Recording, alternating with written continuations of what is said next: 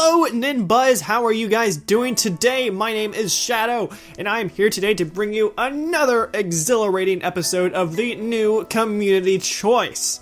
Last time we asked you guys what your favorite Xenoblade Chronicles X character was, so without further ado, let's jump right into the results.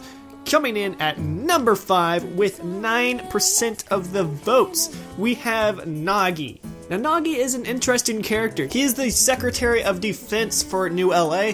There's not a lot of games where you actually get to control basically the leader of an entire organization. And not to mention his sick moves. There's a certain side quest in the game where he just goes ballistic on some enemies. I kinda wish it would be incorporated into his actual attacks because he would be unstoppable. He's like a lightning strike. He's so fast you can't barely even see him. Alright, so let's go ahead and move on to number 4. Coming in at 12% of the votes, we have HB. HB is more akin to your rival type character. He tends to be a little cocky towards you and praise how better he is at everything in the world than anyone in Blade.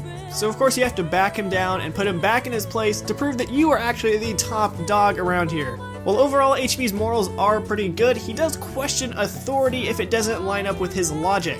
If he thinks something isn't being done to the best of its ability, he will go out of his way to go against that and do it how he thinks is the right way. So it's interesting to see his character grow throughout Affinity missions, going from the point to where he doesn't understand why his authorities are doing something to a certain way, to going to where he wants to help change everything for the better.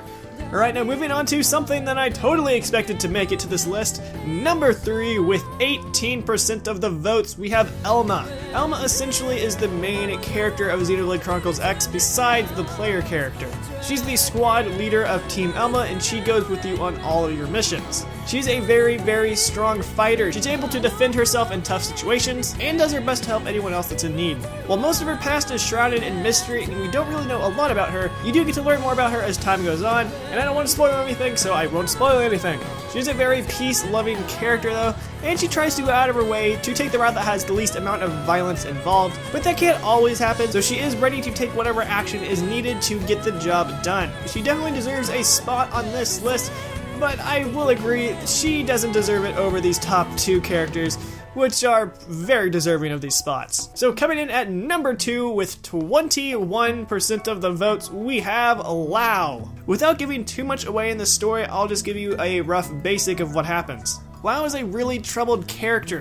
He originally joined the White Whale to help get his family on board so they could escape Earth and survive. But right before Earth was destroyed, his family did not make it on board, so he has to live with the fact that his family is dead and he couldn't do anything to save them. That fact haunts him throughout all of Xenoblade, and it's what really drives his character. And with that, he does make some disappointing choices because he is not in the right state of mind, almost to the point to where it consumes him and you can't help him anymore.